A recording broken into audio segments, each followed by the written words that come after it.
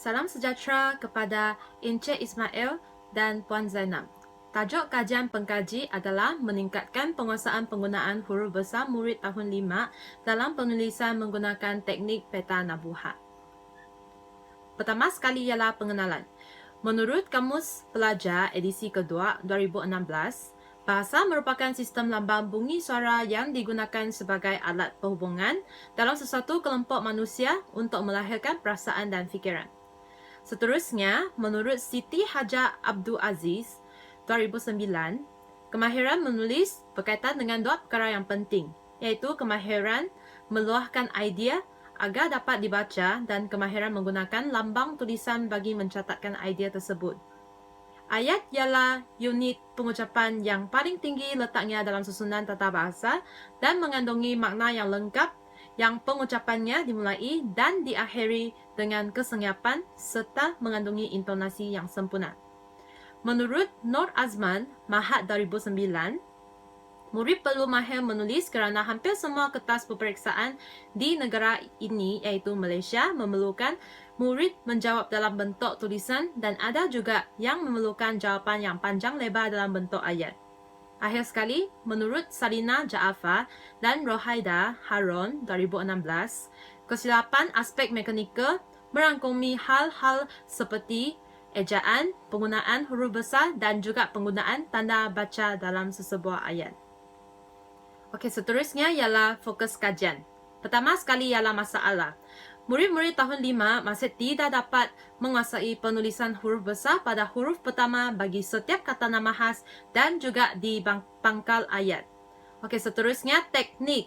Okey, teknik yang digunakan oleh pengkaji dinamakan dengan teknik peta nabuhat. Pengkaji ingin mengkaji keberkesanan teknik peta nabuhat terhadap murid tahun 5 yang menghadapi masalah penguasaan huruf besar pada huruf pertama kata nama khas dan di pangkal ayat. Okey, seterusnya penerangan teknik. Okey, sebenarnya teknik peta nabuhat ini adalah gabungan akronim bagi 5 perkataan. Okey, apa itu maksud peta nabuhat? Okey, sebenarnya PE merujuk kepada huruf pertama. Okey, pe ini merujuk kepada singkatan perkataan pertama. Ta merujuk kepada tajuk, na pula merujuk kepada nama seseorang. Bu bermaksud nama bulan dan ha ialah nama hari. Okey, pengkaji telah menetapkan dua objektif kajian. Okey, pertama sekali ialah mengenal pasti tahap penguasaan murid tahun 5 dalam penulisan huruf besar pada huruf pertama kata nama khas dan di pangkal ayat. Okey, objektif yang kedua, meningkatkan keupayaan murid tahun 5 dalam menulis huruf besar pada huruf pertama kata nama khas melalui teknik peta nabuhat.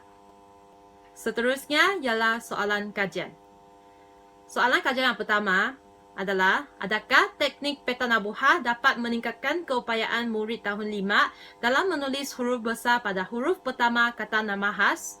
Okey, soalan yang kedua ialah, adakah teknik peta nabuhat dapat meningkatkan penguasaan murid tahun 5 dalam menulis huruf besar di pangkal ayat? Peserta kajian. Pengkaji telah memilih 15 peserta kajian untuk melibatkan diri dalam ujian pra dalam kajian tindakan tersebut. Seterusnya, pengkaji telah memilih 4 orang peserta kajian untuk membantu mereka dalam mengatasi masalah penggunaan huruf besar dalam penulisan. Okey, dalam kalangan 4 peserta kajian ini, 4 orang peserta kajian ini terdiri daripada 2 orang lelaki dan 2 orang perempuan. Okey, pelaksanaan tindakan. Model yang digunakan oleh pengkaji ialah model penyelidikan tindakan Kurt Lewin. Mengikut Lewin dalam Mok Sun Sang 2010, masalah yang dikaji dalam tahap pertama boleh disambung dan diteruskan di dalam tahap kedua, tahap ketiga dan seterusnya sehingga masalah yang berbangkit atau berkaitan telah diselesaikan secara optimum. Okey, jadi terdapat 4 tahap dalam model penyelidikan tindakan Kurt Lewin ini. Pertama sekali ialah perancangan. Okey, pertama sekali, pengkaji perlu mengenal pasti masalah yang dihadapi oleh peserta kajian.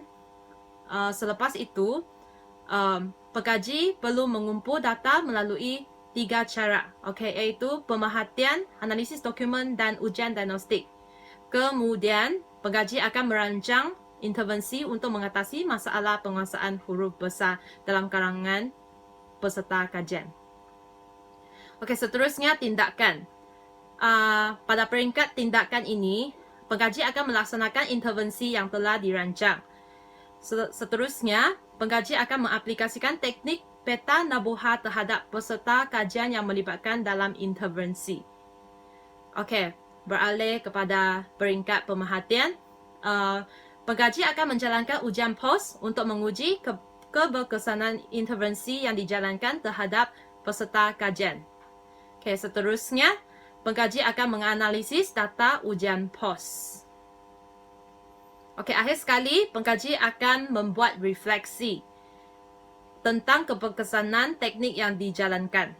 Okey, akhir sekali, pengkaji juga akan membuat penambahbaikan terhadap kelemahan teknik peta nabuha yang dilaksanakan. Seterusnya ialah intervensi. Pengkaji telah melaksanakan 4 langkah dalam intervensi. Okey, pada langkah yang pertama, pengkaji telah menerangkan teknik peta nabuha kepada peserta kajian. Okey, pengkaji telah menerangkan teknik peta nabuha kepada peserta kajian menggunakan slide PowerPoint. Jadi, pengkaji akan menerangkan setiap singkatan dalam peta nabuha kepada peserta kajian. Okey, beralih kepada langkah kedua. Pengkaji telah mengagihkan satu latihan kepada peserta kajian. Okey, peserta kajian perlu membetulkan kesalahan huruf besar dalam latihan pertama yang diberi oleh pengkaji. Okey, peserta kajian perlu membetulkan kesalahan menggunakan pen merah dan menulis semula ayat yang telah dibetulkan. Okey, sepanjang langkah ini dijalankan, pengkaji telah memberi satu kad huruf besar kepada peserta kajian untuk membantu mereka dalam menyiapkan latihan yang diberi. Selain itu, peserta kajian juga akan mendapat bantuan daripada pengkaji untuk membimbing mereka dalam menggunakan kad huruf besar ini. Okey, jadi ini ialah kad huruf besar yang akan diagihkan oleh pengkaji kepada peserta kajian. Okey, kad huruf besar ini boleh dilipat menjadi saiz yang kecil dan boleh disimpan dalam poket peserta kajian atau kotak pensel peserta kajian. Okey, seterusnya ialah langkah ketiga. Okey, langkah ini sama juga, pengkaji akan mengagihkan satu latihan kepada peserta kajian. Okey, peserta kajian akan mengulang apa yang telah dilakukan dalam langkah 2, iaitu membetulkan kesalahan menggunakan pen merah dan menulis semula ayat yang betul. Tapi dalam langkah ini, pengkaji tidak akan memberi kad huruf besar kepada peserta kajian. Selain itu, pengkaji juga tidak akan memberi sebarang bantuan kepada peserta kajian dalam langkah ini. Jadi mereka perlu melaksanakan latihan dengan sendiri. Okey. Seterusnya ialah langkah keempat. Pengkaji akan mengedarkan ujian POS kepada peserta kajian. Dan ujian POS ini mengandungi bahagian A dan bahagian B. Dan ujian POS ini akan dinyiapkan oleh peserta kajian tanpa bantuan pengkaji dan juga tanpa menggunakan kad huruf besar. Okey, dapatan kajian. Pertama sekali ialah ujian diagnostik. Okey, di sini pengkaji telah menyediakan satu jadual penilaian dan pemarkahan ujian diagnostik. Okey, pengkaji telah membahagikan penskoran kepada 4 bahagian, iaitu cemerlang, iaitu grade A, tahap baik, iaitu grade B, tahap memuaskan, iaitu grade C, dan tahap pencapaian tahap minimum, iaitu grade D.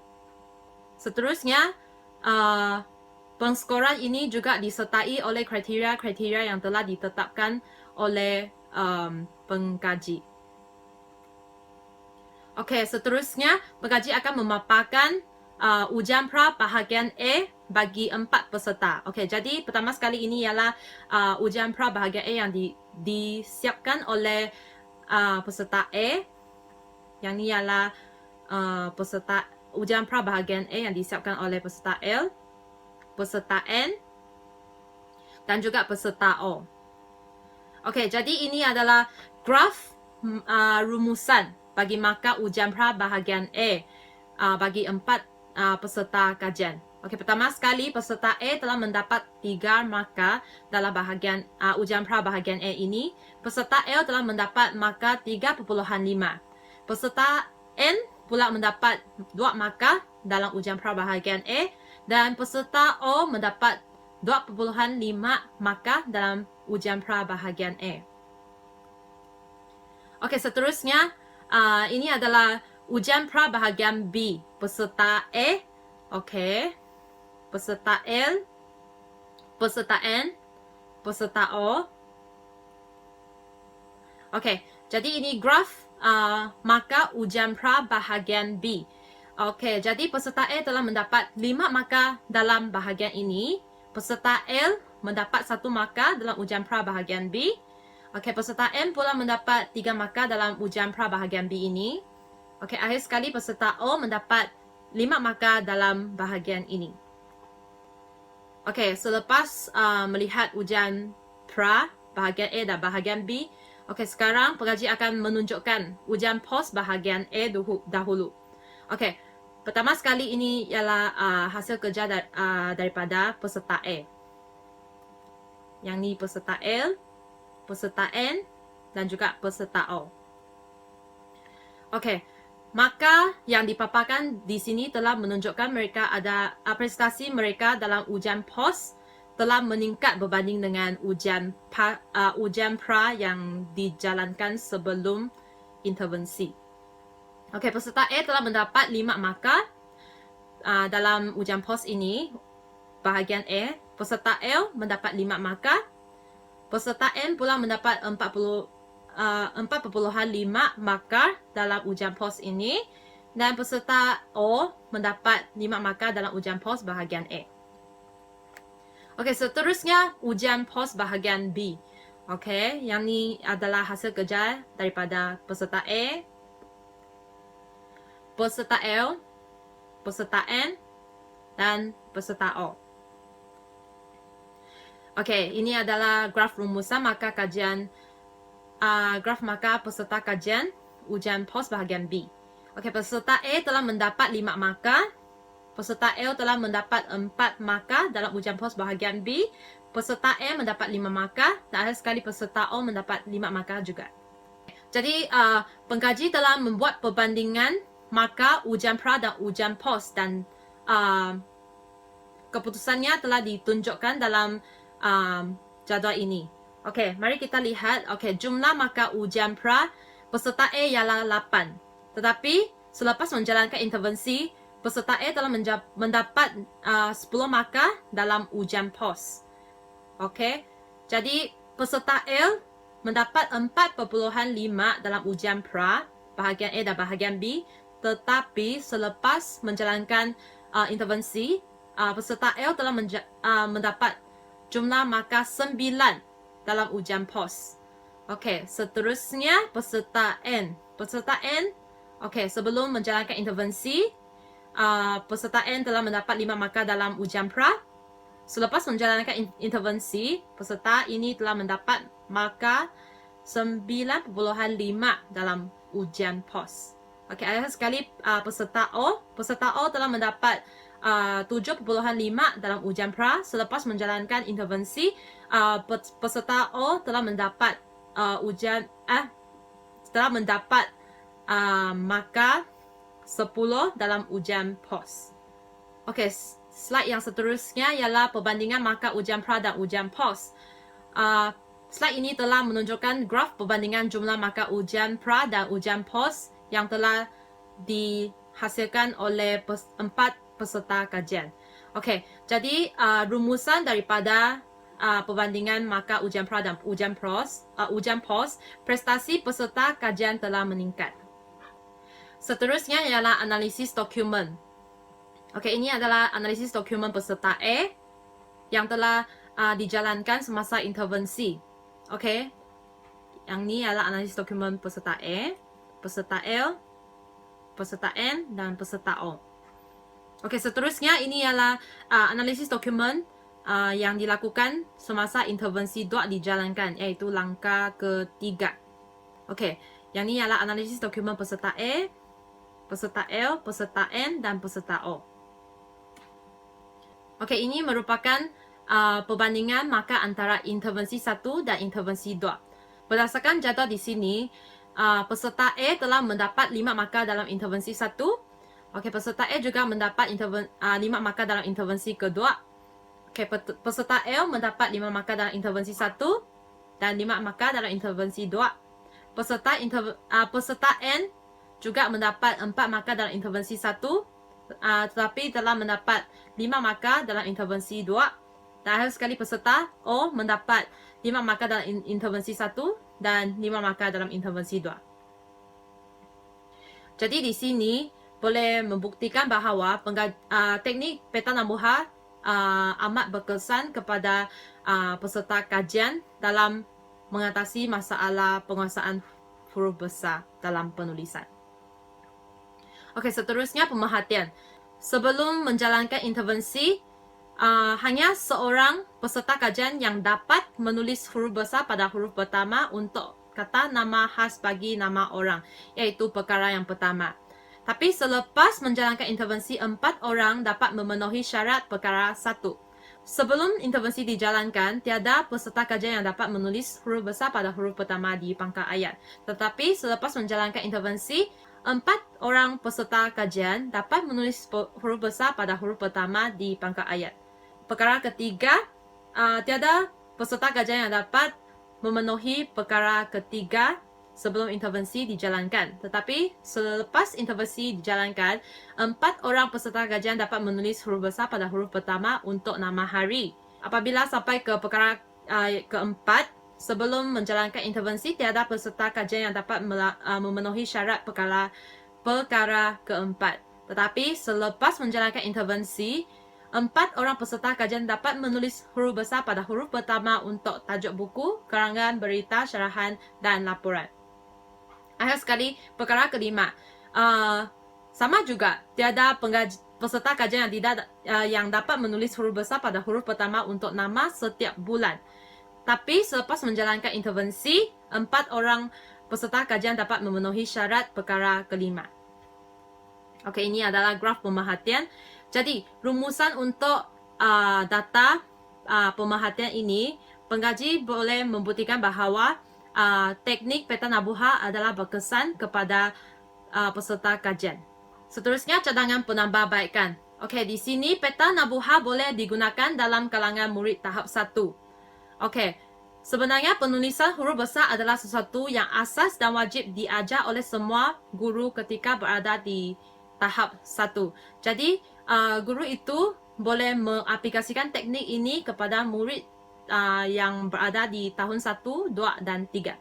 Okey, teknik peta Nabuha ini boleh memupuk sikap mengemak semula jawapan dalam kalangan murid tahap 1 untuk mengesan kesalahan ketika membina ayat.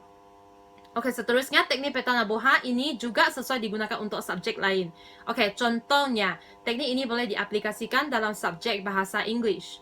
Okey, selepas itu, pengkaji juga berpendapat bahawa singkatan-singkatan yang dihasilkan dalam bahasa Melayu boleh ditukar kepada singkatan dalam bahasa English juga. Lepas tu, pengkaji juga boleh menghasilkan satu bahan yang sama dengan kad huruf besar, tetapi tukar singkatan-singkatan bahasa Melayu kepada singkatan bahasa English. Okey, seterusnya ialah rumusan. Melalui hasil dapatan kajian yang telah dianalisis, telah membuktikan bahawa peserta kajian dapat mengesan kesalahan menulis huruf besar dan membetulkan kesalahan tersebut menggunakan teknik peta Nabuha. Selain itu, teknik peta nabuha adalah satu teknik yang sesuai untuk mengatasi masalah penguasaan huruf besar dalam penulisan bagi murid tahun 5. Teknik peta nabuha juga memberi kesan yang positif kepada peserta kajian. Hal ini demikian kerana prestasi peserta kajian dalam ujian POS telah ditingkatkan selepas melaksanakan intervensi. Okey, seterusnya peserta kajian juga dapat membetulkan kesalahan yang terdapat dalam latihan dan memperolehi markah penuh dalam latihan yang diberi sepanjang intervensi dijalankan. Okay, berdasarkan data pemerhatian, keempat-empat peserta kajian ini juga telah memenuhi syarat yang ditetapkan dalam perkara pemerhatian. Okey, seterusnya ialah rujukan. Okey, ini saja daripada saya. Sekian, terima kasih.